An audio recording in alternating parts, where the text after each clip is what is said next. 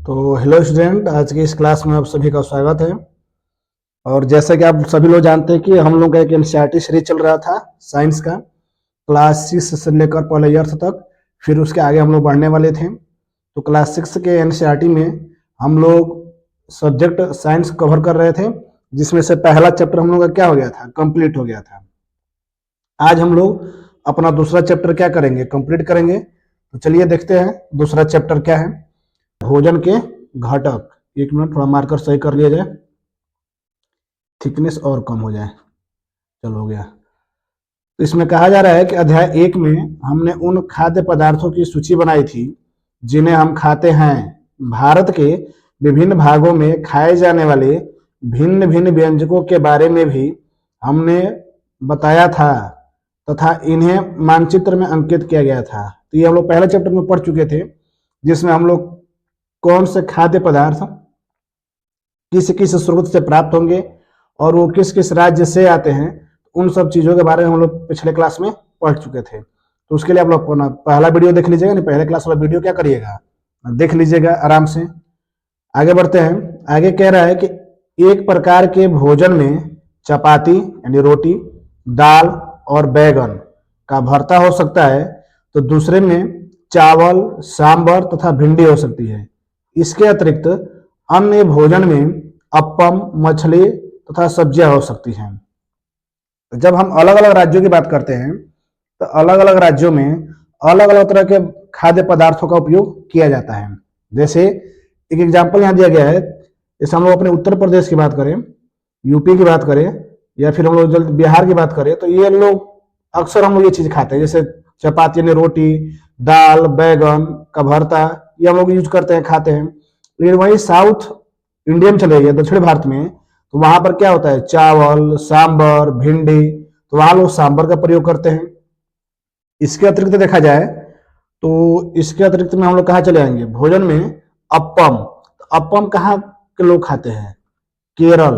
अप्पम जो खाद्य पदार्थ है, ये कहाँ के लोग खाते हैं, केरल के लोग खाते हैं।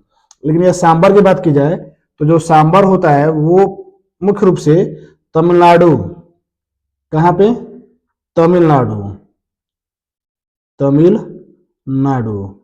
ये याद रखिएगा कि हर एक अलग अलग राज्य का अलग अलग अपना खाद्य पदार्थ होता है। अलग अलग राज्यों में अलग अलग तरह के लोग अपना खाद्य पदार्थ का प्रयोग करते हैं। तो इसमें अगर पूछ दिया जाए कि सांबर जो खाद्य पदार्थ है वह किस राज्य से संबंधित है, तो याद रखेंगे तमिलनाडु से।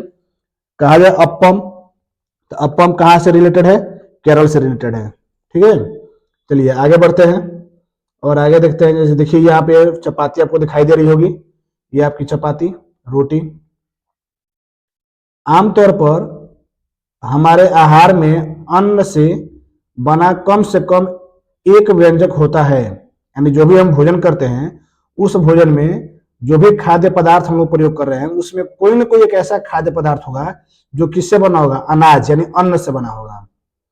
दूसरे खाद्य पदार्थों में दाल या मांस या कोई व्यंजक तथा सब्जी हो सकती है। इसमें दही, मट्ठा तथा अचार भी शामिल हो सकते हैं। इस तरह के आहार के कुछ उदाहरण अभी नीचे साइड में हम लोग देखेंगे क्या क्या उसमें दिया गया है।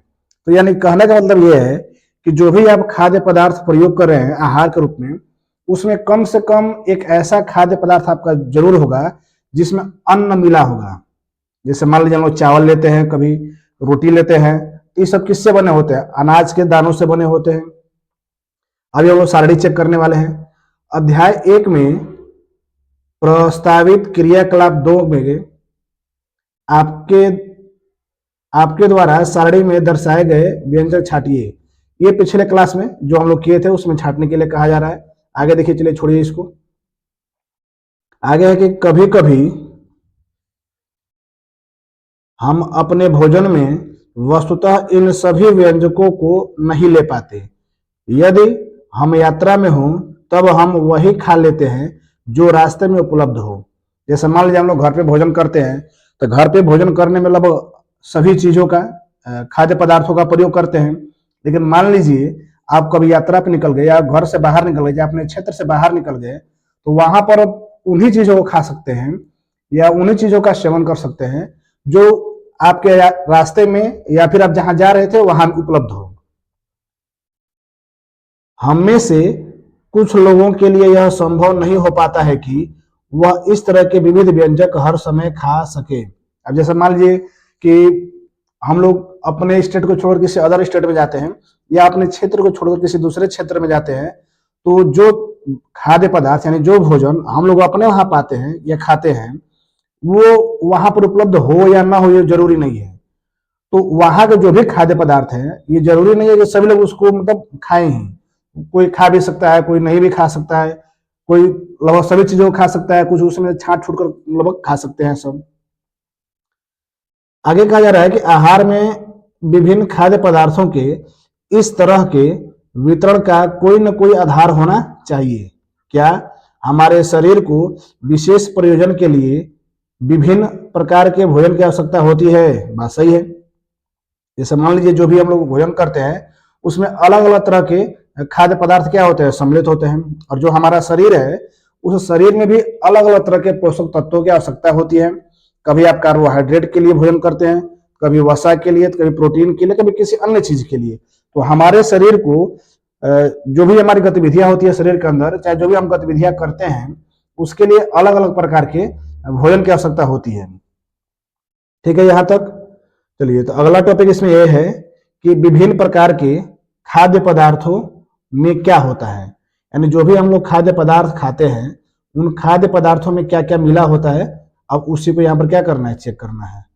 हम जानते हैं कि प्रत्येक व्यंजक एक या एक से अधिक प्रकार की कच्ची सामग्री से बना होता है। ये कल भी हम लोग पढ़े थे कि जो भी हमारे व्यंजक होते हैं यानी जो खाने वाली चीजें होती हैं उसमें एक से अधिक कच्ची सामग्री मिली होती है। जैसे आपको एग्जाम्पल दिया गया था सब्जी के बारे में, तो सब्जी में क्या क्या मिला था, इसमें हम देखे थे कि जैसे मान लीजिए आलू की सब्जी है तो आलू मिलाया गया था, आलू गोभी है तो आलू गोभी मिला दिया गया। ठीक है। अब इसी में क्या था, मसाला था, इसी में क्या था आपका हल्दी था, फिर इसी में क्या था नमक था, फिर इसमें क्या था पानी था। तो इन सभी चीजों को मिलाने से क्या बना है, सब्जी बना है। तो जो भी हम व्यंजक प्राप्त करते हैं उनमें एक से अधिक प्रकार के क्या होते हैं, तत्व या कच्ची सामग्री उपलब्ध होते हैं, पाए जाते हैं। ठीक है। जो हमें पादपों, अभी सारे ये देख रहे हैं अभी हम लोग, ठीक है, पहले इसको कंप्लीट कर ले। जो हमें पादपों या जंतुओं से क्या होते हैं, मिलते हैं। इस कच्ची सामग्री के संघटक क्या है? इस कच्ची सामग्री में हमारे शरीर के लिए कुछ आवश्यक घटक होते हैं। इन घटकों को हम पोषक तत्व कहते हैं। ठीक है। यानी जो भी हम कच्ची सामग्री भोजन के रूप में प्रयोग करते हैं पकाकर, तो उसमें कुछ ऐसे घटक होते हैं जिनसे हमें पोषक पदार्थों की प्राप्ति होती है। जिन घटकों से हमें भोजन के जिन घटकों से हमें पोषक तत्वों की प्राप्ति होती है उन घटक को हम लोग नाम देते हैं पोषक। क्या नाम देते हैं, पोषक या पोषक तत्व। अब ये मुख्य प्रकार से होते हैं, जैसे कार्बोहाइड्रेट हो गया, प्रोटीन हो गया, वसा हो गया, विटामिन हो गया तथा खनिज लवण। तो ये सभी के सभी क्या है, पोषक तत्व हैं। एक मिनट, सभी के सभी क्या है, पोषक तत्व हैं। कार्बोहाइड्रेट हुए, प्रोटीन हुआ, वसा हुआ, विटामिन हुआ, या फिर क्या हुआ, खनिज लवण हुआ। इसके अतिरिक्त हमारे शरीर में रुक्षांश, याद रखिएगा बहुत जरूरी है ये चीज, रुक्षांश तथा जल भी सम्मिलित है जिनकी हमारे शरीर को आवश्यकता है। यानी जो भी हम पोषक पदार्थ ग्रहण करते हैं भोजन के रूप में, जिसमें कार्बोहाइड्रेट, प्रोटीन, वसा, विटामिन या खनिज लवण उपलब्ध होते हैं, इसके अलावा भी हमारे शरीर को बहुत जरूरी आवश्यकता होती है किसकी, रुक्षांश की और किसकी, जल की। ठीक है। अब आगे देखिए, क्या सभी खाद्य पदार्थों में ये सभी पोषक उपलब्ध होते हैं?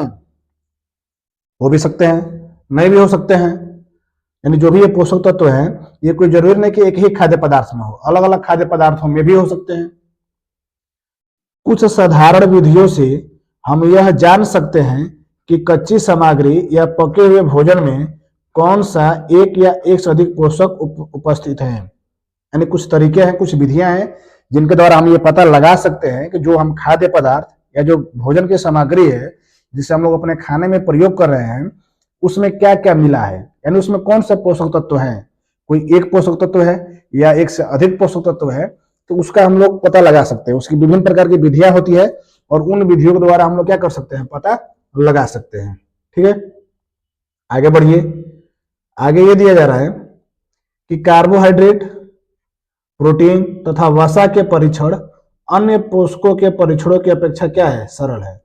यानी जो भी हमारे कार्बोहाइड्रेट है, क्या है, कार्बोहाइड्रेट, प्रोटीन और वसा। अब ये कार्बोहाइड्रेट, प्रोटीन या वसा किस खाद्य सामग्री में पाए जा रहे हैं, उनका पता लगाना बहुत आसान है। या ऐसे भी कह सकते हैं कि सरल विधियों के द्वारा इनका हम पता लगा सकते हैं। अन्य पोषक तत्वों की अपेक्षा ये इनका पता लगाना क्या होता है, बहुत आसान होता है। अब इसके आगे कुछ सारणी दी गई है। अब कैसे क्या दिया गया है इसको मतलब देखने से पहले जो ऊपर हम लोग एक अपना चार्ट निकाले थे सारणी, उसको कंप्लीट कर लेते हैं, फिर आगे बढ़ते हैं। इसे यहां देखिए, विभिन्न क्षेत्रों राज्यों के कुछ भोजन, सामान्य भोजन। पंजाब, तो पंजाब में क्या अन्न के रूप में प्रयोग होता है, तो मक्के की रोटी। राजमा होता है दाल के रूप में। सब्जियां क्या होता है, सरसों का साग होता है। और अन्य व्यंजन क्या होता है, दही और घी होता है। ठीक वैसे आंध्र प्रदेश में क्या होता है, चावल होता है, अरहर की दाल होती है, रसम जिसे हम लोग चारू भी कहते हैं। सब्जी में क्या होता है, कुंदरू होता है। और अन्न में क्या हो जाएगा, मट्ठा, घी, अचार। ठीक है, तो आप लोग अब अपने प्रदेश का, आप जिस प्रदेश में रहते हैं उस प्रदेश का, चाहे यूपी चाहे बिहार, किसी भी प्रदेश में रहते हैं, आप अपने प्रदेश में कौन सा अन्न के रूप में प्रयोग करते हैं, दाल या मांस के रूप में क्या प्रयोग करते हैं, सब्जी में क्या प्रयोग करते हैं, और उसके अलावा अन्य और क्या क्या खाद्य सामग्री आप प्रयोग करते हैं, उसको कमेंट करके आप जरूर बताएं। ठीक है, और ये जरूर कमेंट करके बताएं कि आप कहाँ से इससे देख रहे हैं वीडियो को, और वो आप अपने क्षेत्र में, अपने राज्य में किन किन खाद्य सामग्रियों का प्रयोग करते हैं। ठीक है, कमेंट जरूर करेंगे। चलिए बढ़ते हैं आगे। तो हम लोग यहाँ पे थे कि जो हमारे पोषक तत्व हैं, उन पोषक तत्वों को पहचानना था कि किसमें कार्बोहाइड्रेट है, प्रोटीन या फिर वसा। इन तीनों का परीक्षण हम लोग करेंगे, कुछ सामान्य विधियां हैं उन विधियों के द्वारा। ठीक है, क्या होता है, तो इन परीक्षणों को करने के लिए iodine, copper sulphate, caustic soda, ये तीन चीज, यानी हम लोग किसका परीक्षण कर रहे हैं, हम लोग परीक्षण कर रहे हैं कार्बोहाइड्रेट का, कार्बोहाइड्रेट का। ठीक है, फिर किसका परीक्षण करेंगे, प्रोटीन का, और उसके बाद किसका परीक्षण करेंगे, वसा का। तो इन तीनों का परीक्षण करने के लिए हमारे पास क्या क्या चीजें होनी चाहिए, तो सबसे पहले होना चाहिए आयोडीन। आयोडीन का घोल लेंगे हम लोग। ठीक है, फिर इसके बाद से क्या होना चाहिए, तो कॉपर सल्फेट, CuSO4। फिर इसके बाद से क्या होना चाहिए, कास्टिक सोडा, यानी सोडियम हाइड्रोक्साइड, कास्टिक सोडा। तो ये तीन चीजें सर्वप्रथम हमको चाहिए। इसके बाद आपको कुछ प्रखनलियों तथा एक ड्रॉपर की, यानी ड्रॉपर एक होता है ट्यूब जैसे होता है, जिससे हम लोग क्या कर सकते हैं, ये कास्टिक सोडा या जो भी हमारा सॉल्यूशन होगा उसको हम लोग उसमें लेके और अपने प्रखनली में क्या कर सकते हैं, डाल सकते हैं, भर सकते हैं। तो प्रखनली भी हमको चाहिए। ठीक है, और ड्रॉपर भी चाहिए। इन परीक्षणों को पके हुए भोजन तथा कच्ची सामग्री पर करें। इन परीक्षणों से प्राप्त प्रेक्षणों को 2.2 में दर्शाए गए तालिका से दर्शाए गए तरीके से लिख सकते हैं। ठीक है, यानी हम लोग क्या कर सकते हैं, ऐसे अपना एक टेबल बना सकते हैं। किसका टेस्ट कर रहे हैं, तो कार्बोहाइड्रेट का। फिर इसमें हम क्या लिए हैं, आयोडीन लिए हैं, फिर क्या लिए हैं, कॉपर सल्फेट लिए हैं, फिर कास्टिक सोडा लिए हैं।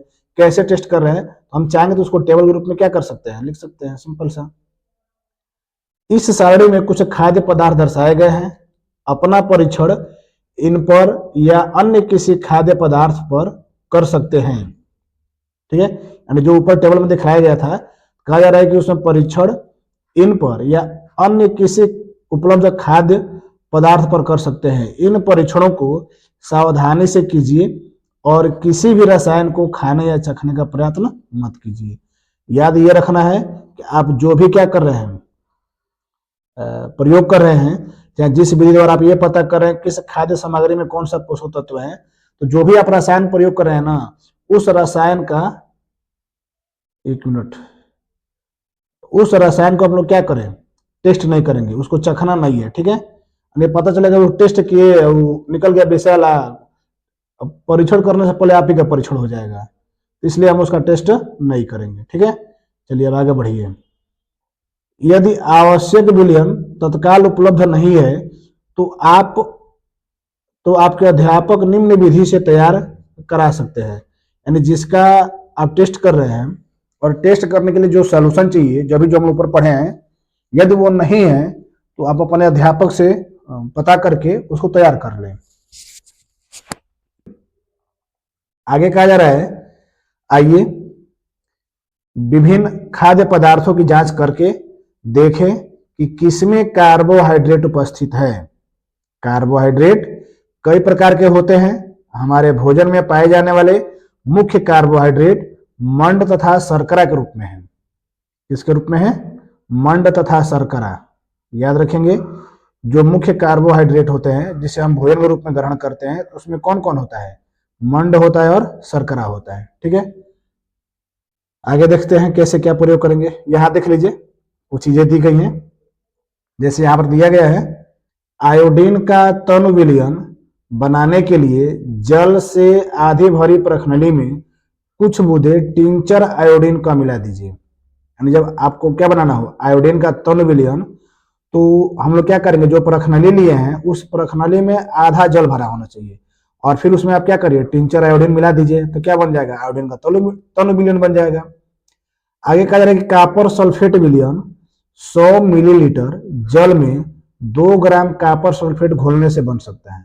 यदि आप कॉपर सल्फेट का सॉल्यूशन यानी विलयन बनाना चाहते हैं, तब वो क्या करना है, आप प्रखनली लेंगे, ठीक है, या कोई भी बीकर ले लेंगे, इसमें 100 ml क्या भर देंगे, 100 ml रहेगा आपका जल, ठीक है, और 100 ml जल के बाद से इसमें 2 ग्राम आप क्या करेंगे, 2 ग्राम हम भर देंगे कॉपर सल्फेट, तो इस तरीके से तैयार हो जाएगा, कॉपर सल्फेट का विलयन तैयार हो जाएगा।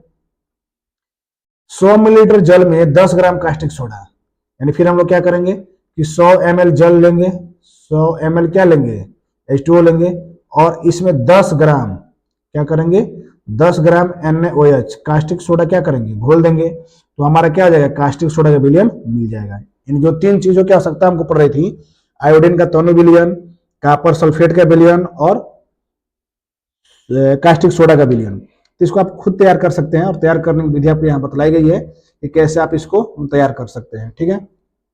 चलिए अब आगे देखते हैं। आगे है कि यदि किसी खाद्य पदार्थ में मंड है तो हम इसका आसानी से परीक्षण कर सकते हैं। यानी अब हम लोग किसका परीक्षण करने वाले हैं, किस खाद्य पदार्थ में मंड या स्टार्च पाया जा रहा है, ठीक है। तो क्रियाकलाप देखिए, क्या है क्रियाकलाप मंड के परीक्षण में।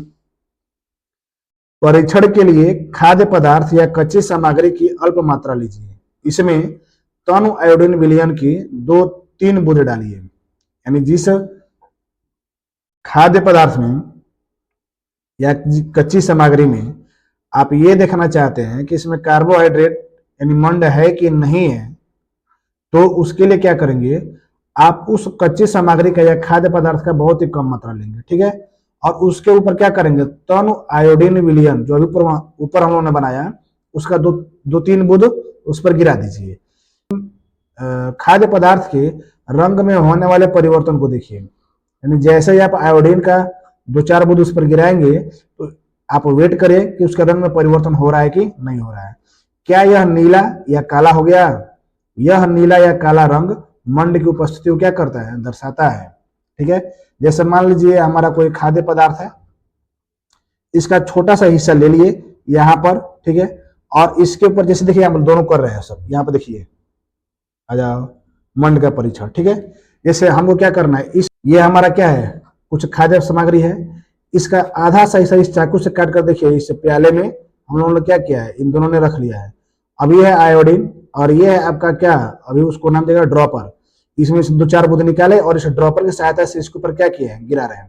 तो गिराने के बाद से यदि इसका रंग क्या हो जाए, नीला या फिर क्या हो जाए, काला, तो हम ये कह सकते हैं कि इसमें कार्बोहाइड्रेट के रूप में मंड क्या है, उपस्थित है, ठीक है। कर लेंगे टेस्ट। एक बार देख लीजिए टेस्ट कैसे करेंगे।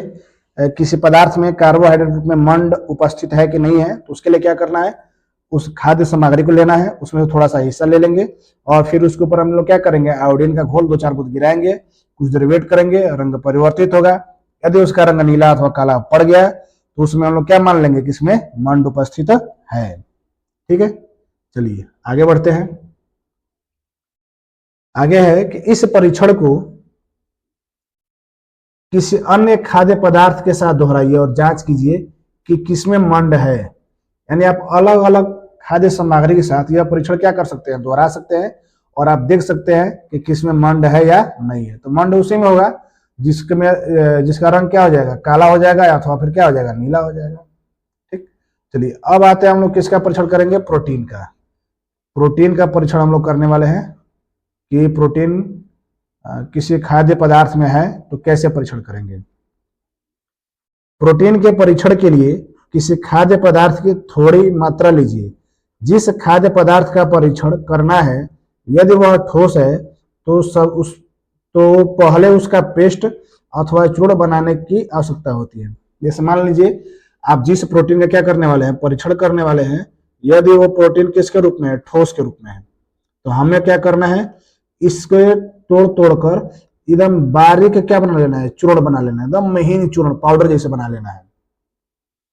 फिर क्या करेंगे, खाद्य पदार्थ की थोड़ी सी मात्रा को पीसकर या मसलकर उसके चूर्ण को एक साफ परख नली में डाल देंगे। यानी जैसे ही इसको हम चूर्ण बना लिए तो इस चूर्ण को एक हम परख नली में क्या करेंगे, भर देंगे।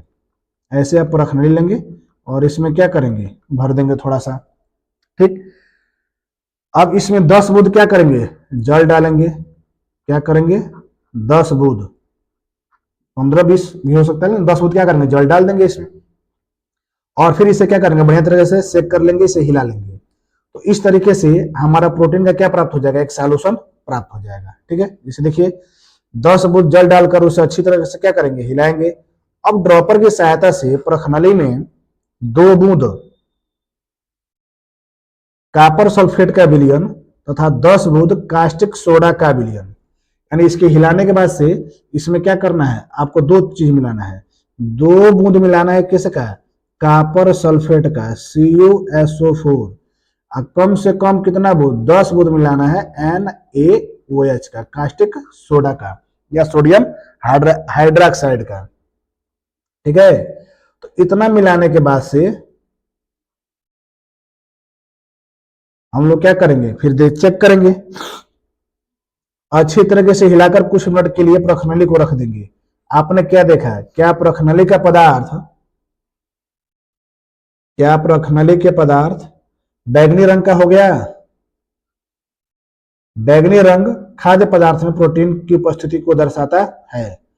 अब आप इस परीक्षण को किसी दूसरे खाद्य पदार्थ के साथ क्या करें, दोहराएं। हो गया, यानी प्रोटीन के परीक्षण में आपको क्या करना है, यहां देखिए, यदि हमको किसी खाद्य पदार्थ में ये पता करना हो कि इसमें प्रोटीन है कि नहीं है, तो हम क्या करेंगे, यदि यह प्रोटीन ठोस अवस्था में पाया जा रहा हो तो सबसे पहले इसका क्या बनाएंगे, चूर्ण बनाएंगे, बहुत बारीक चूर्ण। फिर क्या लेंगे, एक परखनली लेंगे। अब इस परखनली में क्या करेंगे, इस चूर्ण को डाल देंगे और फिर इसमें हम H2O मिलाएंगे, यानी जल मिलाएंगे। जल कितना बूंद मिला लेंगे, 10 बूंद, और खूब बढ़िया से इसको क्या करेंगे, ऐसे इसको हिला लिया जाएगा ताकि ये जो चूर्ण हो वो पूरी तरीके से जल में क्या हो जाए, घुल जाए। और जब इसमें चूर्ण घुल गया है पूरी तरीके से, यानी ये पूरा सॉल्यूशन तैयार हो गया है, तो अब इसमें क्या करना है कि 2 बूंद मिलाना है किसका, कॉपर सल्फेट का, CuSO4 का, और 10 बूंद किसका मिलाना है, सोडियम हाइड्रोक्साइड का। ठीक है, और मिलाने के बाद से फिर बढ़िया से क्या करेंगे, इसको पूरा परखनली से हिला लिया जाएगा और फिर इसको क्या करेंगे, परखनली को आराम से कुछ देर के लिए हम लोग रख देंगे। रखने के बाद से कुछ देर बाद जब हम ये देखें कि जो इसमें चूर्ण बना था उस चूर्ण का जो रंग है वो बैगनी कलर का हो गया है क्या, यदि बैगनी हो गया है तो उस पदार्थ में क्या है, प्रोटीन है। तो इस तरीके से हम लोग प्रोटीन को क्या कर सकते हैं, जांच सकते हैं किस खाद्य पदार्थ में प्रोटीन उपस्थित है अथवा नहीं है। चलिए, तो हम लोगों ने 2 चीज का परीक्षण कर लिया, किसका, कार्बोहाइड्रेट वसा के रूप में, सॉरी कार्बोहाइड्रेट मंड के रूप में, और प्रोटीन का परीक्षण कर लिए। ठीक है, चलिए आगे बढ़ते हैं। अगला है वसा के लिए परीक्षण। अब वसा का कैसे परीक्षण करेंगे? तो खाद्य पदार्थ की अल्प मात्रा लेंगे, इसे एक कागज के टुकड़े में लपेटकर कूटिए। ध्यान रहे कि जिस कागज में लपेट कर आप कूट रहे हैं वो कागजवा ना फट जाए, इसलिए कागज फटना नहीं चाहिए, इतना प्रेम से कूटना है, कागज फट न जाए। अब कागज को सीधा कीजिए और ध्यान पूर्वक देखिए, क्या इस पर तेल के धब्बे हैं?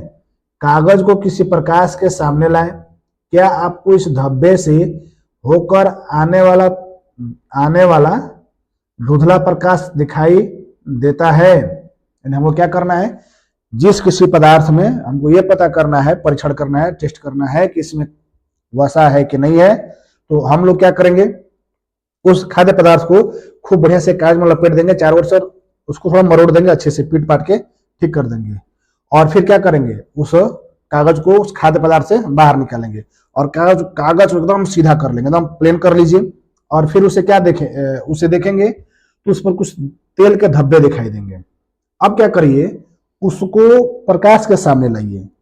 यदि प्रकाश उसे धुंधला आता हुआ दिखाई दे रहा है तो कागज पर तेल का धब्बा या खाद्य पदार्थ में वसा की उपस्थिति को दर्शाता है। ठीक, यानी सिंपल सा, हम लोग किसी भी पदार्थ में ये पता करना हो कि इसमें वसा है कि नहीं है, तो उसके लिए हम उसे क्या करेंगे, जैसे मान लीजिए एक्स ये कोई पदार्थ है, इसे पता करना है कि वसा है कि नहीं, तो इसे कागज से चारों ओर से क्या करेंगे, लपेट देंगे, बढ़िया से कूट लेंगे।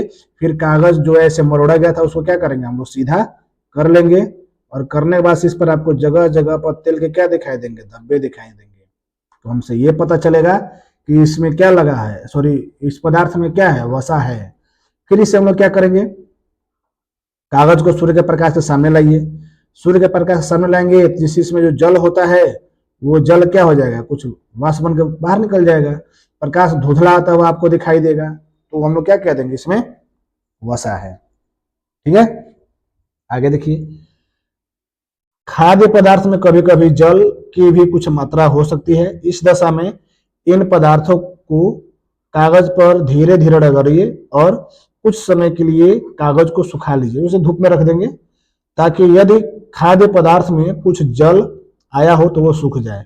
इसके बाद यदि कागज पर तेल का धब्बा न रहे तो यह पता चलता है कि खाद्य पदार्थ में वसा उपस्थित नहीं है। ठीक है, यानी जिस कागज से आप उस खाद्य पदार्थ को लपेटे थे चारों ओर से, तो हो सकता है कि इस खाद्य पदार्थ में कुछ जल की मात्रा हो। तो हम क्या करेंगे, पहले तो हम ये देखें कि इस पर धब्बा दिखाई देने लगा, तो धब्बा दिखाई देने लगा तो हम कह दिए क्या है, इसमें वसा है। ठीक है, फिर इस हम लोग क्या किए, संभावना ये देता है कि जो खाद्य पदार्थ है उसमें क्या है, जल होगा। तो जल होने के लिए इस कागज को हम लोग क्या कर रहे हैं, सुखा रहे हैं। और जब इसे सुखाएंगे तो इस पर से जल क्या हो जाएगा, बाहर निकल जाएगा वाष्प बन के। और यदि उसके बाद इस पर धब्बे दिखाई दे रहे हैं तेल के, तब तो वसा इसमें होगा, इस वाले पदार्थ में। लेकिन यदि धब्बे गायब हो गए, दिखाई नहीं दे रहे हैं, तो इसमें वसा नहीं होगा। क्लियर? तो इस तरीके से हम लोग क्या कर सकते हैं, परीक्षण कर सकते हैं कार्बोहाइड्रेट का, प्रोटीन का और वसा का। ये परीक्षण क्या दर्शाते हैं, क्या वसा, प्रोटीन तथा मंड उन सभी खाद्य पदार्थों में उपस्थित है जिनका आपने परीक्षण किया है? क्या एक खाद्य पदार्थ में एक से अधिक पोषक तत्व उपस्थित होते हैं? क्या आपने कोई ऐसा खाद्य पदार्थ पाया जिसमें इनमें से कोई भी पोषक तत्व उपस्थित न हो? यानी जो भी हम लोग परीक्षण कर रहे हैं उसके आधार पर हम लोग ये पता लगा सकते हैं कि किस खाद्य पदार्थ में एक से अधिक पोषक तत्व पाए जाते हैं, या फिर किसमें कोई भी पोषक तत्व नहीं पाया जाता है। तो जब आप इसका प्रयोग करेंगे तो उसके आधार पर आप पता लगा सकते हैं कि किसमें ये पोषक तत्व पाए जा रहे हैं अथवा किसमें नहीं पाए जा रहे हैं। ठीक है, आगे कह रहा है कि हमने 3 पोषकों कार्बोहाइड्रेट, प्रोटीन तथा वसा के लिए खाद्य पदार्थों का परीक्षण किया था। सही बात है। विटामिन तथा खनिज लवण जैसे अन्य पोषक भी हमारे विभिन्न खाद्य पदार्थों में उपस्थित रहते हैं। इन सभी पोषकों की हमें क्यों आवश्यकता है? हमारे भोजन में कार्बोहाइड्रेट, प्रोटीन और वसा, ये 3 तो होते ही होते हैं पोषक तत्व के रूप में, लेकिन इसके अलावा प्रोटीन और खनिज लवण भी होते हैं। तो अब इनका यानी विटामिन का या खनिज लवण का हमारे लिए क्या उपयोग है या हमें इसकी क्यों आवश्यकता पड़ती है, अब उसकी चर्चा कर लेते हैं। ठीक है, अब हम लोग क्या देखेंगे कि विभिन्न पोषक हमारे शरीर के लिए क्या करते हैं, यानी जो भी कार्बोहाइड्रेट है, वसा है, प्रोटीन है या फिर विटामिन है या खनिज लवण है, ये हमारे लिए हमारे शरीर में इनकी क्या उपयोगिता है, चाहिए हमारे लिए क्या करते हैं। तो कार्बोहाइड्रेट की बात की जाए तो कार्बोहाइड्रेट मुख्य रूप से हमारे शरीर को ऊर्जा प्रदान करते हैं। वसा से भी ऊर्जा मिलती है, यानी कार्बोहाइड्रेट का मुख्य कार्य क्या है, हमारे शरीर को ऊर्जा प्रदान करना। और साथ ही साथ जो वसा होता है, वसा भी क्या करता है, हमारे शरीर को ऊर्जा प्रदान करता है। वास्तविकता यह है कि कार्बोहाइड्रेट की तुलना में वसा की समान मात्रा से हमें अधिक ऊर्जा प्राप्त होती है। यानी जितना मात्रा में हम कार्बोहाइड्रेट लेते हैं उतना ही मात्रा में वसा लेते हैं, तो जितना एनर्जी कार्बोहाइड्रेट से मिलता है उससे अधिक एनर्जी हमको मिलता है किससे, फैट यानी वसा से। ठीक है, वसा और कार्बोहाइड्रेट युक्त भोजन को ऊर्जा देने वाला भोजन भी कहते हैं। यानी जो भी हमारे कार्बोहाइड्रेट होते हैं चाहे वसा होते हैं, जिन पदार्थों में ये दोनों पाए जाते हैं उस भोजन को ऊर्जा देने वाला भोजन कहते हैं। ठीक, जैसे आप यहां पर देख लीजिए, कार्बोहाइड्रेट के मुख्य कुछ स्रोत दिए गए हैं। क्या क्या है, शकरकंदी है, फिगर देख ले, आलू है, गन्ना है, पपीता है, तरबूज है, आम है, मक्का है, बाजरा है, चावल है, गेहूं है। ये सब क्या है, कार्बोहाइड्रेट युक्त तो खाद्य सामग्री है। यदि इनका आप सेवन कर रहे हैं तो सिंपल सी बात कि आपको कार्बोहाइड्रेट उपलब्ध हो रहा है, यानी आपके शरीर को ऊर्जा प्राप्त हो रही है। ठीक है, चलिए आगे देखते हैं। आगे देखेंगे यहाँ पे ए और बी और दिया है, यहाँ पे देख ले मूंगफली है, गिरी है मतलब नारियल, या फिर वो क्या बोलते हैं बादाम, फिर तिल है, आगे देखिए मांस है, मछली है। तो ये सब क्या है, वसा का स्रोत है। ए और बी वाले पादप और जंतु, यानी ये दोनों जो है, यानी इसमें ये दिखाया गया मूंगफली, गिरी और तिल, ये सब किसके स्रोत है, वसा फैट के स्रोत है, जो किससे प्राप्त होते हैं, हमको पादप से प्राप्त होते हैं। ठीक, और ये भी हमारे वसा के स्रोत है, जैसे मछली हुआ, मांस हुआ, अंडा हुआ, घी हुआ, मक्खन हुआ, क्रीम हुआ, दूध हुआ, ये भी सब क्या है, वसा के ही स्रोत है। लेकिन ये किससे प्राप्त होते हैं, हमको जंतु से प्राप्त होते हैं। ठीक है, तो यहां पर याद रखिएगा कि पादप से प्राप्त होने वाले वसा के स्रोत, जंतु से प्राप्त होने वाले वसा के स्रोत, और किन किन खाद्य पदार्थों में कार्बोहाइड्रेट पाया जाता है। ठीक है, चलिए आगे देखते हैं। आगे क्या है, यहाँ पे देखिए फिर फिगर दे रहा है ए और बी। तो ये क्या है, प्रोटीन के कुछ मुख्य स्रोत हैं। यहाँ पर क्या लिखा गया है, प्रोटीन पादप से और जंतु से। तो देख लेते हैं क्या है। तो पादप से कहाँ कहाँ हमको मिलता है प्रोटीन, यानी ये हमारा क्या है, प्रोटीन का स्रोत है, प्रोटीन के स्रोत। तो क्या क्या है, चना है, मूंग है, तुअर दाल है, राजमा है, सोयाबीन है, मटर है। ये सब क्या है, प्रोटीन के स्रोत है। लेकिन ये कहां से प्राप्त होते हैं, तो पादप से, यानी पेड़ पौधों से प्राप्त होते हैं। ठीक, यहीं पर आप यहां देख लीजिए कुछ विटामिन के स्रोत दिए हैं। विटामिन क्या है, पपीता है, गाजर है, आम है, विटामिन के स्रोत है। विटामिन बी के लिए कुछ मुख्य स्रोत, यकृत आप देख लीजिए, गेहूं देख लीजिए, चावल देख लीजिए, ये विटामिन बी के स्रोत है। ठीक है, ऐसे फिगर से देखते चले इसे। विटामिन सी के देखेंगे तो संतरा है, टमाटर है, अमरूद है, मिर्च है, नींबू है, आंवला है, यानी खट्टी सामग्री में विटामिन सी पाया जाता है। फिर यहाँ प्रोटीन जो जंतुओं में से प्राप्त होता है, अंडा, पनीर है, मछली है, मांस है, तो ये भी हमारे क्या है, प्रोटीन के ही स्रोत है। लेकिन ये हमको कहाँ से प्राप्त होते हैं, तो ये हमको प्राप्त होते हैं जंतु से। ठीक है, याद रखिएगा, इधर विटामिन हो गया, फिर प्रोटीन हो गया, वसा देखने किया है, कार्बोहाइड्रेट देख ही लिए। तो यहाँ पे देखिए विटामिन डी है, तो विटामिन डी कहाँ से प्राप्त होगा, अंडे से प्राप्त होगा, फिर मछली से प्राप्त होगा। तो इन सब चीजों में क्या होता है, विटामिन डी पाया जाता है। चलिए आगे देखते हैं। प्रोटीन की आवश्यकता शरीर की वृद्धि तथा स्वस्थ रहने के लिए होती है। प्रोटीन युक्त भोजन को प्रायः शरीर वर्धक भी कहते हैं। यानी किस भोजन को शरीर वर्धक कहेंगे? तो जिस भोजन में या जिस खाद्य सामग्री में क्या पाया जा रहा हो? प्रोटीन पाया जा रहा हो। तो जिस खाद्य सामग्री में प्रोटीन पाया जाएगा उसे शरीर वर्धक भोजन भी कहते हैं। ठीक है, आगे देखते हैं। आगे है विटामिन रोगों से हमारे शरीर की रक्षा करते हैं। विटामिन हमारी आंख, अस्थियों, दांत और मसूड़ों को स्वस्थ रखने में भी क्या करते हैं? सहायता करते हैं। विटामिन कई प्रकार के होते हैं जिन्हें अलग अलग नामों से जाना जाता है। इनमें से कुछ को vitamin A, vitamin B, vitamin C, vitamin D, vitamin A तथा विटामिन के नाम से क्या होता है? जाना जाता है। याद ये रखेंगे कि जो विटामिन बी होता है वो उसे बी कॉम्प्लेक्स भी बोलते हैं। यानी विटामिनों के एक समूह को विटामिन बी कॉम्प्लेक्स बोलते हैं। यानी विटामिन बी कई प्रकार के होते हैं, जैसे vitamin B1, B2, B3, B6, B12, ऐसे बहुत सारे विटामिन क्या होते हैं आपको मिलेंगे जिन्हें हम लोग क्या कहेंगे? विटामिन बी कॉम्प्लेक्स कहते हैं। हमारे शरीर को सभी प्रकार के विटामिनों की अल्प मात्रा में आवश्यकता होती है। जो विटामिन ए होता है हमारी त्वचा तथा आंखों को स्वस्थ रखता है। विटामिन सी बहुत से रोगों से लड़ने में हमारी मदद करता है। विटामिन डी हमारी अस्थियों और दांतों के लिए कैल्शियम का उपयोग करने में हमारे शरीर की सहायता करता है। ठीक है, यानी विटामिन सी क्या है? रोगों से लड़ता है।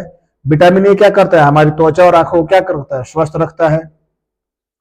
विटामिन डी हमारी जो हड्डियां होती है, जो दांत होते हैं, उनको क्या करता है? मजबूत करता है, उनको सही रखता है। विभिन्न विटामिनों में भरपूर भोजन ऊपर जो दिखाया गया है चित्र में दिखाए गए हैं। यानी किन किन पदार्थों में, भोज्य पदार्थों में विटामिन पाए जाते हैं उसको भी हम लोग ऊपर क्या किए हैं? देखे हैं। एक बार उसे और चेक कर लेंगे या फिर देख ही लेते हैं। ये देख लीजिए आपको विटामिन कहाँ कहाँ से मिलेगा, तो इसे देख लेते हैं। चलिए आगे बढ़ते हैं। आगे है, क्या गया जी? ये कुछ खनिज लवण के स्रोत दिए गए हैं। जैसे हमारा क्या है? दूध, सॉरी ये दूध है, अंडा है। कैल्शियम के कुछ स्रोत जैसे ये पालक की सब्जी हो गई, ये आपका क्या हो गया? यकृत हो गया। ये आपका क्या हो गया? सेब हो गया। कुछ आयरन वाले हो गए, ये वाले सब हम यहाँ पे देखिए। केला है, ये पता नहीं क्या क्या है, चित्र से क्लियर नहीं हो रहा है। देख लेंगे दूध भी है इसमें। यहाँ अदरक देख लेंगे, यहाँ मछलियां दिखाई दे रही होंगी। तो सब अलग अलग प्रकार के कुछ खाद्य सामग्री हैं जिसमें अलग अलग प्रकार के क्या पाए जाते हैं? पोषक तत्व पाए जाते हैं। ठीक है, हमारा शरीर भी सूर्य के प्रकाश की उपस्थिति में विटामिन डी बनाता है। इन दिनों कोई भी सूर्य के प्रकाश में नहीं रह पाता, जिससे लोगों में इसकी कमी हो जाती है। यानी जो सूर्य का प्रकाश है, वो सूर्य के प्रकाश से हमारा शरीर क्या करता है? विटामिन डी का संश्लेषण कर लेता है। यदि हम सूर्य के प्रकाश में नहीं जाते हैं तो हमारे शरीर में इसकी क्या हो जाती है? कमी हो जाती है। ठीक है, चलिए आगे बढ़ते हैं। आगे है, हमारे शरीर को खनिज लवणों की आवश्यकता अल्प मात्रा में होती है। शरीर के उचित विकास तथा अच्छे स्वास्थ्य के लिए प्रत्येक खनिज लवण की आवश्यकता है। विभिन्न खनिज लवणों के कुछ स्रोतों को चित्र में आपको दिखाया गया, ये जो भी चित्र दिखाया गया यहाँ पर आप देख लीजिए। अधिकांश खाद्य पदार्थ में एक से अधिक पोषक होते हैं। आपने भी शारीरिक 2.2 में प्रेक्षणों को लिखते समय इस बात को अवश्य देखा होगा। तो बात तो सही है कि जितने हम पोषक पदार्थ मतलब आहार हम लोग भोजन के रूप में लेते हैं, उन सब में अलग अलग प्रकार के क्या पाए जाते हैं? पोषक तत्व पाए जाते हैं। और एक ही आहार में या खाद्य पदार्थ में एक से अधिक पोषक तत्व क्या हो सकते हैं? पाए जा सकते हैं, जाते भी हैं। फिर भी किसी कच्ची सामग्री में एक निश्चित पोषक की मात्रा दूसरे पोषक की मात्रा से अधिक हो सकती है। बिल्कुल सही बात है। यदि किसी भी हम खाद्य सामग्री का प्रयोग कर रहे हैं तो उस खाद्य सामग्री में जो पोषक तत्व होगा, लगभग एक से अधिक पोषक तत्व तो होंगे, लेकिन कोई एक ऐसा पोषक तत्व होगा जो किसी अन्य खाद्य सामग्री में से अधिक पाया जा रहा होगा। ठीक है, जैसे मान लीजिए एक्स और वाई, ये कोई दो हमारे क्या है? खाद्य पदार्थ हैं। अब एक्स में विटामिन ए, बी और सी पाए जा रहे हैं और वाई में बी और सी पाए जा रहे हैं। तो हो सकता है कि वाई में बी की मात्रा क्या हो, अधिक हो, और एक्स में ए की मात्रा, सॉरी बी की मात्रा क्या हो, कम हो। तो पाए तो लगभग सभी जाते हैं, बस ये है कि किसी में किसी की मात्रा अधिक होती है, किसी में किसी की मात्रा कम होती है। आगे बढ़ते हैं, रुजा रुजा, चलिए आगे देखते हैं। उदाहरण के तौर पर देख लीजिए, चावल में कार्बोहाइड्रेट की मात्रा दूसरे पोषकों से अधिक होती है। क्लियर? जो चावल होता है कार्बोहाइड्रेट उसमें सबसे अधिक मात्रा पाया जाता है। अन्य पदार्थों में भी कार्बोहाइड्रेट की मात्रा पाई जा रही होगी, लेकिन उसमें क्या होगी, मात्रा कम होगी। इस आधार पर हम कह सकते हैं कि चावल कार्बोहाइड्रेट समृद्ध भोजन है। इन पोषकों के अलावा हमारे शरीर को आहारीय रेशों तथा जल की भी आवश्यकता होती है। आहारीय रेशे रुक्षांश के नाम से भी जाने जाते हैं। हमारे खाने में रुक्षांश की पूर्ति मुख्यतः पादप उत्पादों से होती है। ठीक है, रुक्षांश के मुख्य स्रोत साबुत खाद्यान्न, दाल, आलू, ताजे फल और सब्जियां हैं। रुक्षांश किसमें किसमें पाए जाएंगे, तो साबुत खाद्यान्न, दाल हो गए, आलू हो गए, ताजे फल हो गए और क्या हो गए, सब्जियां हो गई। रुक्षांश हमारे शरीर को कोई पोषक पदार्थ प्राप्त नहीं करते हैं। याद रखना है कि जो रुक्षांश होते हैं वो हमारे शरीर को किसी भी प्रकार का कोई भी पोषक पदार्थ प्राप्त नहीं कराते हैं। फिर भी यह हमारे भोजन का आवश्यक अवयव है और इसका आयतन बढ़ा देते हैं। रुक्षांश बिना पचे भोजन को बाहर निकालने में हमारे शरीर की क्या करता है, सहायता करता है। यानी जो भी खाद्य सामग्री अपचित रह जाता है उसको बाहर निकालने में रुक्षांश की बहुत ही महत्वपूर्ण भूमिका होती है। यानी भले ही हमारे कोई पोषण नहीं प्रदान करता हो हमारे शरीर में, लेकिन इसका बहुत महत्वपूर्ण काम है। यदि कोई भोजन अपचित रह गया तो उसे शरीर से बाहर निकालने में ये क्या करेगा, आपका मदद करेगा। ठीक है, चलिए आगे देखते हैं। जल भोजन में उपस्थित पोषकों को अवशोषित करने में हमारे शरीर की सहायता करता है। यह कुछ अपशिष्ट पदार्थों जैसे कि मूत्र तथा पसीने को शरीर से बाहर निकालने में सहायता करता है। सामान्यतः हमारे शरीर को जितने जल की आवश्यकता होती है वह हमें उन वस्तुओं से प्राप्त होता है जिन्हें हम द्रव के रूप में लेते हैं, जैसे कि जल, दूध और चाय इत्यादि। यानी जितना जल हमारे शरीर को चाहिए उस जल की पूर्ति उन खाद्य पदार्थों से प्राप्त हो जाता है जिन्हें हम द्रव के रूप में क्या करते हैं, लेते हैं। जैसे दाल हो गया, दूध हो गया, चाय हो गया, और भी कोई पदार्थ जिसमें द्रव मतलब पाया जा रहा होगा, तो यदि आप उसको ग्रहण करते हैं, लेते हैं, तो जल की पूर्ति आपका वहीं से हो जाता है। इसके अतिरिक्त हम जो भी भोजन पकाते हैं उसमें भी पानी का प्रयोग किया जाता है। आइए देखें कि क्या कोई अन्य स्रोत हमारे शरीर को जल प्रदान करता है। ठीक है, देख लेते हैं, कुछ क्रियाकलाप देख लेते हैं। एक टमाटर अथवा नींबू जैसे कोई फल ले, इसे छोटे छोटे हिस्सों में काट ले। क्या ऐसा करते समय आपके हाथ गीले होते हैं? बिल्कुल होते हैं। नींबू को, टमाटर को जब हम लोग काटते हैं देखिएगा हमारा हाथ क्या हो जाता है, गीला, जैसे लगता है कि इसमें क्या है, जल है।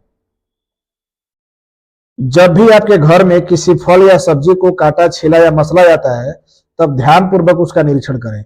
क्या ऐसा करते समय आपको किसी ऐसे ताजे फल या सब्जी के बारे में पता चलता है जिसमें पानी की मात्रा नहीं होती है? यानी जो भी हमारे घर में भोजन बनाने के लिए, पकाने के लिए फल या सब्जी का प्रयोग होता है, फल या सब्जी का मतलब प्रयोग हम लोग करते हैं, तो उसमें आप ये पता करें कि क्या कोई ऐसा फल या सब्जी आपके जेहन में, आपके दिमाग में आता है जिसमें पानी की मात्रा क्या हो, बिल्कुल नहीं हो। और कोई याद आता हो तो बताइए कमेंट करके। हम देखते हैं कि कई खाद्य पदार्थों में जल होता है। कुछ सीमा तक हमारे शरीर के लिए आवश्यक जल की पूर्ति इन्हीं जल से हो जाती है। इसके अतिरिक्त कई खाद्य पदार्थों को पकाते समय हम उसमें क्या करते हैं, जल डालते हैं। यानी कहने का मतलब यह है कि हमारे शरीर में जो जल की आवश्यकता होती है, जितना हमको जल चाहिए, उसका अधिकांश भाग किसके रूप में प्राप्त हो जाता है, तो उसका अधिकांश भाग उन खाद्य पदार्थों के रूप में प्राप्त हो जाता है जिन्हें हम द्रव के रूप में लेते हैं, यानी जिनमें जल की मात्रा पाई जाती है उनसे क्या होता है, हमारे शरीर को पर्याप्त मात्रा में जल की पूर्ति हो जाती है। ठीक है, चलिए अब आगे बढ़ते हैं। आगे है हमारा संतुलित आहार। संतुलित आहार क्या है, इसको देख लेते हैं। सामान्यतः पूरे दिन में जो कुछ भी हम खाते हैं उसे आहार कहते हैं। हमारे शरीर की वृद्धि और अच्छे स्वास्थ्य को बनाए रखने के लिए हमारे आहार में वे सभी पोषक तत्व उचित मात्रा में होने चाहिए जिनकी हमारे शरीर को आवश्यकता है। कोई भी पोषक तत्व न आवश्यकता से अधिक हो और न ही कम। यानी जो भी हम खाद्य सामग्री ग्रहण करते हैं या भोजन करते हैं, उनमें जो भी खाद्य सामग्रियां प्रयोग की जा रही हैं वो उचित मात्रा में होनी चाहिए, ताकि हमको सभी पोषक तत्व पर्याप्त मात्रा में क्या हो सके, प्राप्त हो सके। अब ऐसा ना हो कि आप एक ही प्रकार के भोजन को बार बार कर रहे हैं, उसमें कुछ विशेष पोषक तत्व आपको तो प्राप्त हो जाएंगे, लेकिन बहुत सारे ऐसे पोषक तत्व होंगे जो आपको प्राप्त नहीं होंगे। तो कोई भी आप पदार्थ खाद्य सामग्री रूप में ले रहे हैं तो ध्यान ये रखना है कि उसमें पोषक तत्व न तो आवश्यकता से अधिक हो और न ही कम हो, यानी बराबर मात्रा में लगभग सभी पोषक तत्व हम लोगों को मिल जाना चाहिए। हमारे आहार में पर्याप्त मात्रा में रुक्षांश तथा जल भी होना चाहिए। इस प्रकार के आहार को क्या कहते हैं, संतुलित आहार कहते हैं। ठीक है, यानी जो भी हम खाद्य पदार्थ ग्रहण कर रहे हैं भोजन के रूप में, उस खाद्य पदार्थ में यदि सभी पोषक तत्व पाए जा रहे हैं जो हमारे शरीर के लिए आवश्यक है, तो उन आहार को या खाद्य सामग्री को हम लोग क्या नाम देते हैं, संतुलित आहार नाम देते हैं। ठीक है, चलिए आगे देखते हैं। ऊपर क्या है, क्या आप सोचते हैं कि प्रत्येक आयु वर्ग के लोगों को एक ही प्रकार के आहार की आवश्यकता होती है? क्या आप यह भी सोचते हैं कि हमारा संतुलित आहार हमारे शारीरिक कार्य पर निर्भर करता है? बिल्कुल सही बात है। यानी अलग अलग आयु के वर्ग के लोगों को अलग अलग प्रकार के आहार की आवश्यकता होती है, क्योंकि हमारे शारीरिक कार्य के अनुसार ही हमारे पोषक पदार्थों को हम लोगों की आवश्यकता पड़ती है। ठीक है, एक सप्ताह की अवधि में आप जो भी खाते हैं उसका एक चार्ट तैयार कीजिए। जांच कीजिए कि प्रतिदिन जो भोजन आप करते हैं क्या उसमें सभी पोषक तत्व उपस्थित है। यानी आप अपना डेली चार्ट बनाइए, क्या आप क्या क्या खा रहे हैं और उस खाद्य सामग्री में कौन कौन से पोषक तत्व पाए जा रहे हैं। ठीक है, चलिए आगे बढ़ते हैं। दालें, मूंगफली, सोयाबीन, अंकुरित बीज जैसे मूंग, चना, किण्वित भोजन, दक्षिण भारतीय भोजन जैसे कि इडली, आटे का मिश्रण, मिस्सी रोटी, थेपला, अनाज वो दालों से बना, केला, पालक, सत्तू, गुड़, उपलब्ध सब्जियां तथा इसी प्रकार के अन्य भोजन कई पोषक उपलब्ध कराते हैं। यानी ये अलग अलग प्रकार के भिन्न भिन्न प्रकार के पोषक तत्वों को उपलब्ध कराते हैं हमारे शरीर के लिए। इसलिए कोई भी व्यक्ति अल्प व्यय में भी संतुलित आहार खा सकता है। यानी लगभग जो पोषक तत्व होते हैं हर एक पदार्थ में थोड़ा बहुत पाया ही जाता है। ठीक है, तो यदि आप सभी पदार्थों को थोड़ा थोड़ा करके खाते हैं तो मान के चला जाता है कि व्यक्ति को लगभग संतुलित आहार मिल चुका होगा। उचित प्रकार का भोजन करना ही पर्याप्त नहीं है, इसे उचित तरीके से पकाना भी चाहिए ताकि इसके पोषक तत्व नष्ट न हो। जैसा कि मान लीजिए आप कोई खाद्य पदार्थ क्या कर रहे हैं, खा रहे हैं। ठीक है, जो खाद्य पदार्थ आप खा रहे हैं तो अच्छी तरीके से पका होना चाहिए ताकि जो भी पोषक तत्व उसमें हैं वे पोषक तत्व नष्ट न हो, वो हमारे शरीर को मिले। तो जरूरी ये नहीं है कि आप विभिन्न प्रकार के पोषक पदार्थों को खा रहे हैं तो आपको जो पोषक तत्व है वो मिल ही जाएगा, नहीं। आप उसको खाइए, ठीक है, लेकिन अच्छे तरीके से पका के भून के तब खाइए ताकि जो पोषक तत्व वो नष्ट न हो और हमारे शरीर को उपलब्ध हो सके। क्या आप जानते हैं कि पकाते समय कुछ पोषक तत्व नष्ट हो जाते हैं? हाँ, बिल्कुल होता है। धोते समय पानी से या फिर हम लोग क्या करते हैं जब सब्जी काटते हैं या उसको पकाते हैं तो उसमें कुछ क्या होता है, कुछ पोषक तत्व नष्ट हो जाते हैं। जैसे देखिए नीचे मिलेगा हम लोगों को, छिलका उतार कर यदि आप सब्जियों और फलों को धोया जाता है तो यह संभव है कि उसमें से कुछ विटामिन नष्ट हो जाएंगे। ठीक है, यानी जैसे कि हम किसी सब्जी की छिलका क्या कर दिए, ऊपर से निकाल लिए और फिर उसे हम लोग क्या कर रहे हैं, पानी में धो रहे हैं। जब सब्जी का छिलका उतार कर पानी में धोएंगे तो उसमें से कुछ विटामिन नष्ट होने की संभावनाएं होती हैं। सब्जियों और फलों की त्वचा में कई महत्वपूर्ण विटामिन तथा खनिज लवण होते हैं। चावल और दालों को बार बार धोने से उसमें उपस्थित विटामिन और खनिज लवण अलग हो जाते हैं। और आपको याद होना चाहिए कि जो विटामिन होता है वो कितने प्रकार के पड़े थे, ए, बी, सी, डी, ई और के। ठीक है, तो इसमें से विटामिन बी और सी, ये दो ऐसे विटामिन हैं जो जल में घुल जाते हैं। तो जिस पदार्थ में विटामिन बी और सी पाए जा रहे हैं, यदि आप उसे पदार्थ को जल में धोते हैं या उसे जल में घोलते हैं तो उसमें से विटामिन बी और सी आसानी से क्या होगा, जल में घुल जाएगा। जैसे क्या दिया गया, देखो चावल है और फिर क्या है, कुछ दाल है, इसमें बी और सी पाए जाएंगे, तो बी और सी क्या होता है, जल में घुल जाते हैं। ठीक है, तो अब आगे बढ़ते हैं।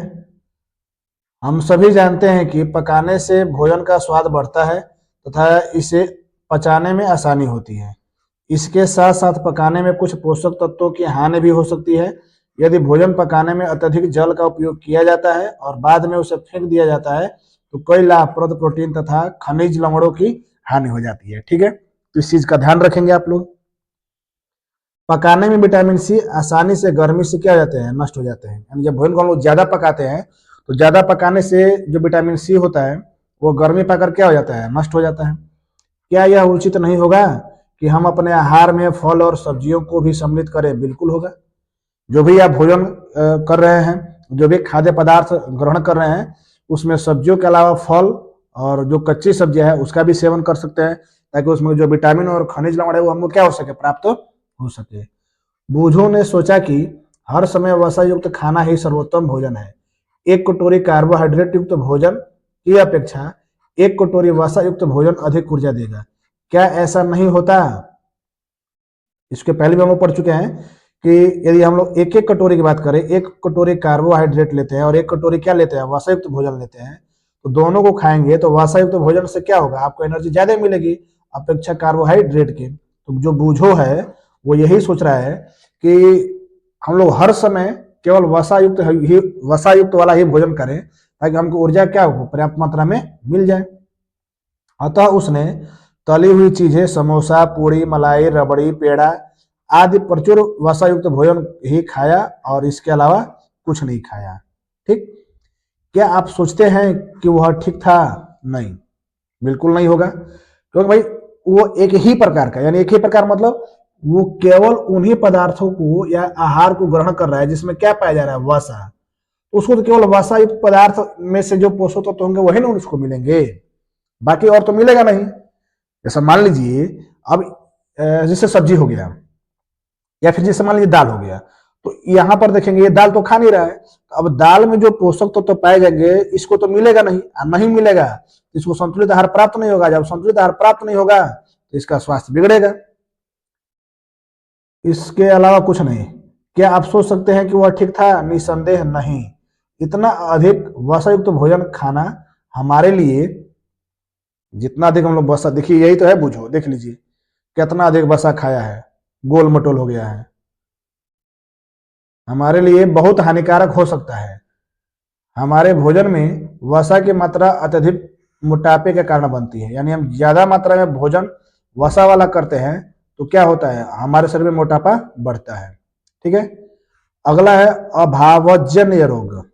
अब ये क्या होता है, एक व्यक्ति खाने के लिए पर्याप्त भोजन पा रहा है लेकिन कभी कभी उसके भोजन में किसी विशेष पोषक की कमी हो जाती है।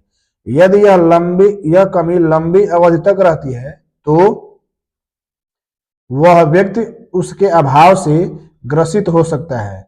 एक या अधिक पोषक तत्वों का अभाव हमारे शरीर में रोग या विकृतियां उत्पन्न कर सकता है।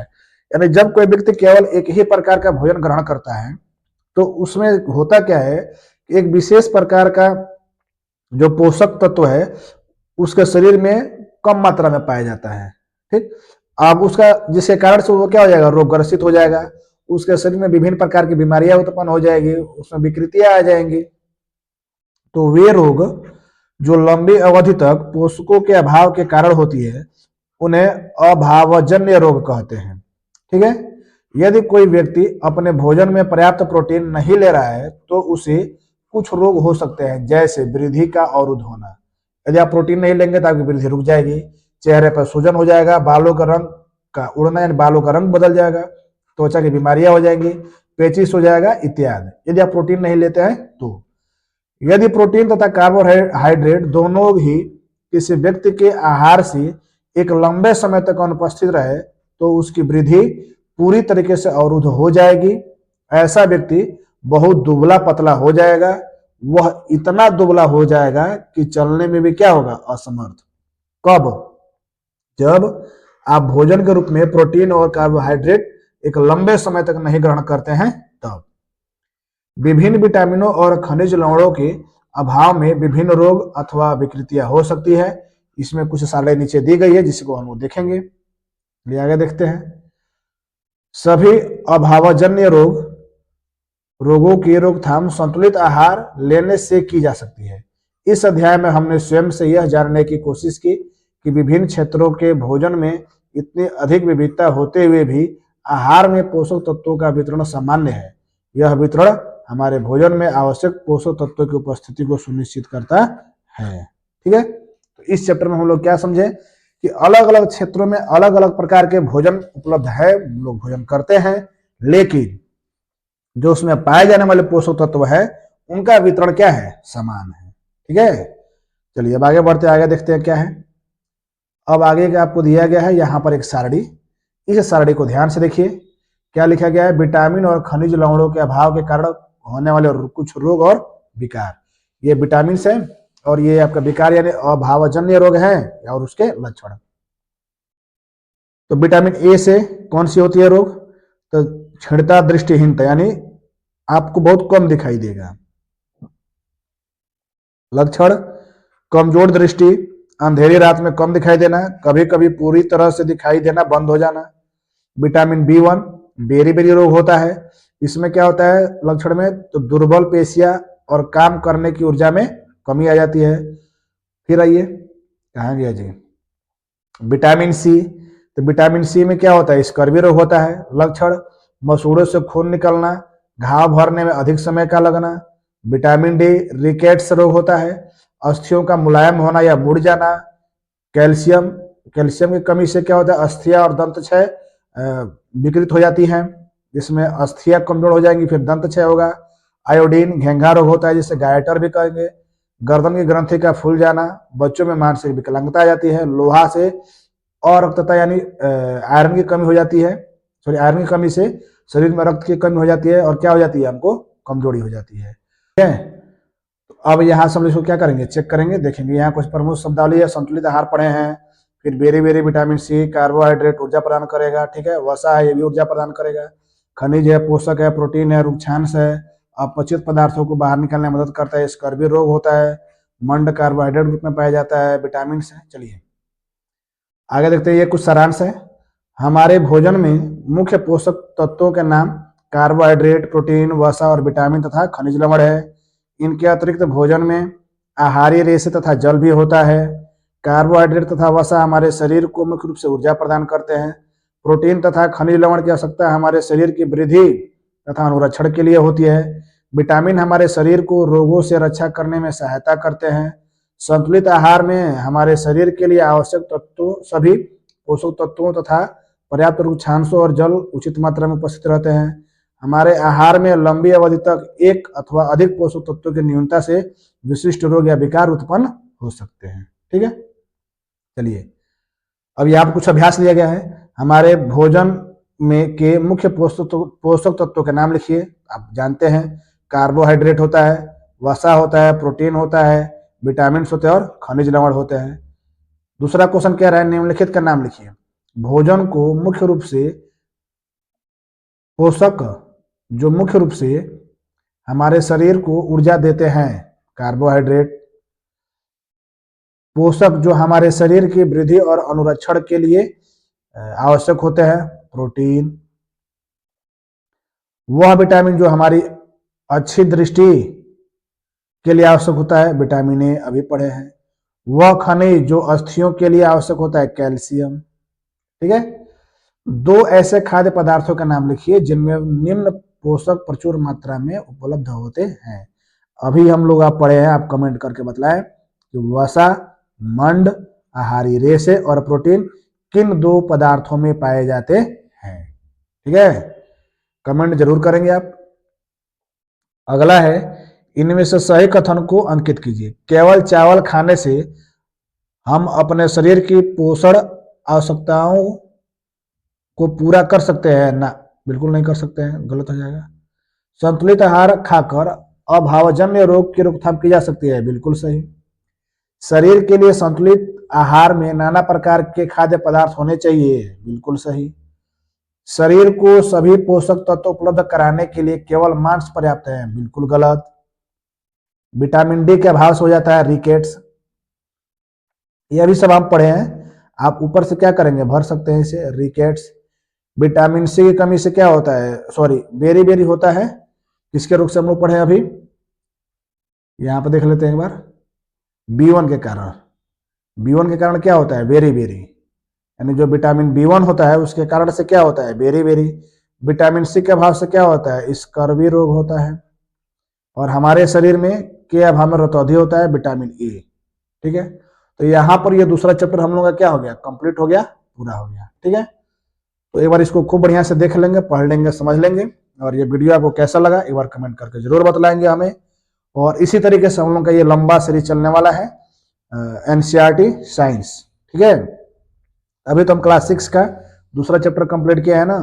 अब अगले दिन हम लोग मिलेंगे तीसरे चैप्टर के साथ, जो तीसरा चैप्टर मिलेगा तंत्र से वस्त्र तक। ठीक है, तो मिलते हैं हम लोग अपने अगले वीडियो में, तब तक के लिए जय हिंद।